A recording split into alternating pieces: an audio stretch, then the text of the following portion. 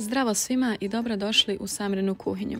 Danas pripremamo jednu tursku poslasticu koja se naziva pelte. Za nju vam ne treba ni gram šećera, a priprema je jako jednostavna i gotova je za nekih 10 minuta. Ja sam kao mjeru koristila čašu od 200 ml, možete koristiti i čašu neke druge veličine, ali za sve sastojke koristite istu čašu.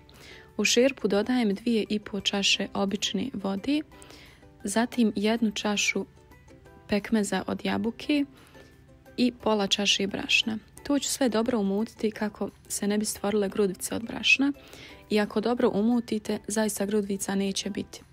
Međutim, ukoliko se plašite da će biti, možete brašno prethodno rastopiti u pola čaše vode pa tek onda ga umiješati u ovu preostalu smjesu.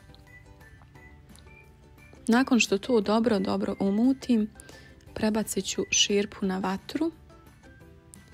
Lagano ću miješati dok ne dođe do tačke ključanja, a nakon što proključa, to ću kuhati nekih minutu do 2. Priprema je dakle slična pripremi običnog pudinga.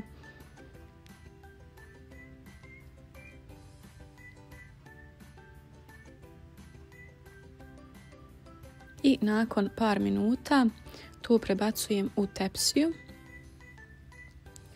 Po želji možete i u neku drugu zdjelu, ali evo ja sam u tepsiju.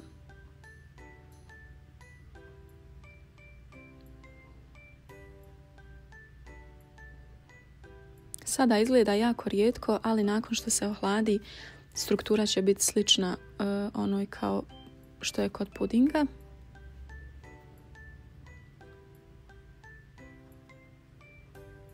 Nakon toga po želji ja sam odozgo dodala 50 grama otopljenog maslaca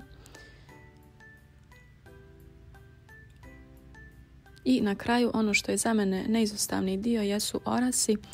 Ja sam odozgo dodala 1 čašu sitno mljevenih oraha.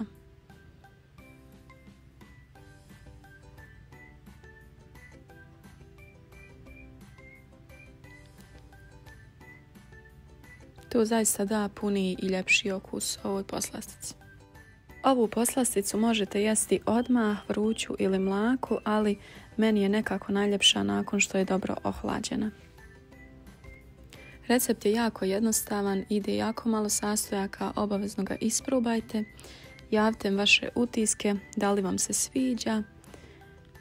Hvala vam na gledanju ovog videa, pretplatite se na moj kanal. I do sljedećeg puta, prijatno!